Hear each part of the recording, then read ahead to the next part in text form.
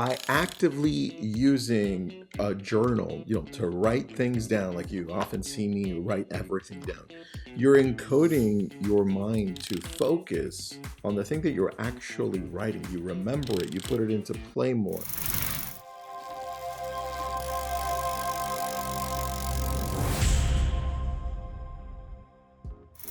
It's research that has been done over the years, and I want you to be able to know how to use a journal correctly. And where it comes down to is, well, what type of journal should I use for real estate? What type of journal should I use on a daily basis? And I'm going to break it down into 10.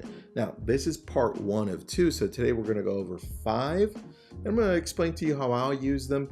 I use all of these 10. If you need this doc, just message me on Instagram and I'll send it over to you. I'm Tristan. This is Your Daily Real Estate. It's a podcast. It's to show, it's intended to make you a better real estate agent, a better human being, and to just to function overall better in your business. All right, number 1, daily planning and time blocking. I mean, that's probably the easiest one. In fact, I use a handwritten journal. It's over on my right. And I write everything down, even though I have it on a digital calendar. I go and I use that thing I told you, which is if I write it down, chances are it's going to stay fresh into my mind. And more importantly, it's making me more purposeful on the meetings, because I need to understand how I need to show up. Who do I need to be? I need to have this amount of energy per meeting. And time blocking, into this calendar, that's important too. It says, hey, you've got this much time or this much time, 20 minutes, 30 minutes, an hour. What does this look like? What does the agenda look like? Because I have a pet peeve, and that's if you're going to have a meeting, I need an agenda, and I can't blabber on about crap that doesn't make sense in that meeting. Or you could just text me. And part of this is the daily planning too.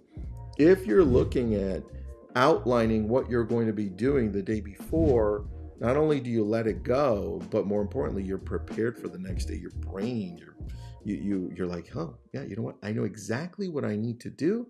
It's not going to live in my mind. So I think about it over and over. And I'm like, what did I have to do?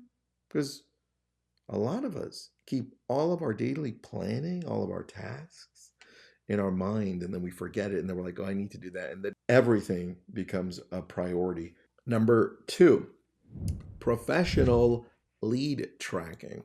I love this one because we're in the process of doing a challenge called Purposeful Prospecting.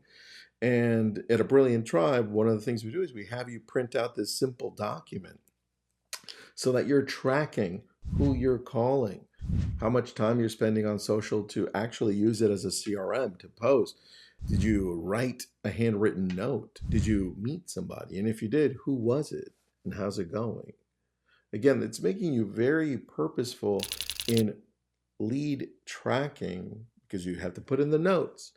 You have to build this relationship. You have to understand who this person is. It's not what some of us were taught, which is next, go to the next one, next, go to the next one, next, make a call, hang up, didn't want anything, good, move on. That world shouldn't work that way for us. It should be more like, oh, you just finished talking to Joanne? Great. How did that go? Are you building that long-term relationship? Does Joanne need my services in any way? I've got a directory she can use if she owns a home. And she's got family. Does she have questions about them moving from different places? Do we have her in our newsletter? Do we have her at least looking at property? When you slow down enough and you have a lead tracker where you're writing it down, those conversations become more purposeful and become more powerful. That's why I love tracking. Number 3, this is all on paper, journals. Number 3, content brainstorming and strategy. I know that now that we have AI, we often go there first. In fact, sometimes I go there first too. But I've got a whole separate notebook, also on my right. I've got a lot of notebooks where I brainstorm, and I just sit there and I brain dump. And I'm like, boom, boom, boom, this is what I'm thinking about. This is my ideas. God, I've got them all written down. And then I go through there and I highlight, and I'm like, which ones stand out? Which ones do I want to expand on based on where my life is right now, where my business is right now. And then I highlight maybe 2 or 3. And then I take that to a separate page and I expand on them there, maybe a paragraph for each.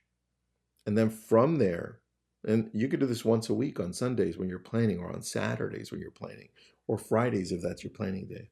Then you take those 3 and like, which one of these fits my world more right now? That if I do this, I get to where I want to get to faster, or I become more purposeful in how I want to show up. Then you take that one and you now write it into a whole paper, 1 page, outline it, get the ideas out, the action steps, and then that 1 page, that's what I throw into AI. I'm like, okay, I've gotten as far as I've gotten here. I spent some good time on this one. Give me some things that I may be missing on this. AI, ChatGPT, Claude, Gemini. What else am I missing? Where can we expand this? What should I be focused on based on the things that you know me on? That's why I love content brainstorming. That's how I combine both. Number 4, morning pages and mind dumping. I think let's focus on the morning pages one. We kind of talked about mind dumping and content brainstorming. But morning pages, here's where I go through and I just write down how I'm feeling. How am I looking at today? What am I thankful yesterday? Right, which is part of number 5. But my morning pages are, what am I feeling? Right, what am I excited about today? Which meeting is going to stand out the most? How do I want to show up today? And just with those simple questions, I can guide myself as to my morning and my afternoon and even my evening. And number 5, probably the easiest one, and you've heard of over and over, and this is, remember, this is 5 out of 10. It's the gratitude journaling. The gratitude journaling is really the thing that, if you aren't feeling up to being grateful, if you're not feeling thankful, this can really put things in perspective for you, because I'm asking you in the gratitude journal just to look at the smallest things you can be grateful for, because it tends to shift your brain into gravitating towards that. In the research that's out there, you can tell what we're writing is what we focus on and what we see. So if we're focused on being grateful for these small things that then end up being the big things, our reticular activating system gets turned on for that specific thing that you're grateful for. And then you refocus on that throughout the day, especially if you're doing this every single day. And to get into gratefulness, to get into that mindset, I'd ask, hey, what were you grateful for yesterday if you're doing this in the morning? If you're doing this in the evening, what were you grateful for today? What were you grateful for yesterday or today? Is there someone you want to thank? What about you? What did you do today that you're very proud of? What did you do yesterday that you're proud of? Do you need to reach out to somebody to say thank you?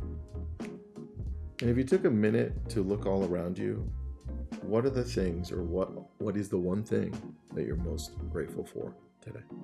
So super easy. I like you to focus on that a little bit more. Now, going back to number 3 on content brainstorming, where you're creating content, this is where I would go to have a notebook. If you're big on social media like I am, I have a social media notebook where I just write things down. And I'm like, ooh, I noticed that on Instagram, and I texted it to myself. And I go and I want to expand on this one.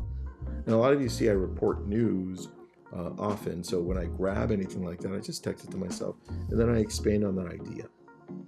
And if I see somebody doing something amazing, I'm like, can I maybe expand on that, do it differently, add my style? And then I just collect all of these thoughts, and then I highlight the ones that I think are the most important. And then again, I do that same process that we did with mind dumping. Which one of these 2, which one of these 3 can I expand on? Boom, expand on them. Then I'm like, which one of these is a really great idea for creating content? That would make creating content overall easier, and it would connect with people. Then I take that into AI and I say, expand on this. Give me some more ideas. What am I not seeing? Anyway, those are 5 of 10.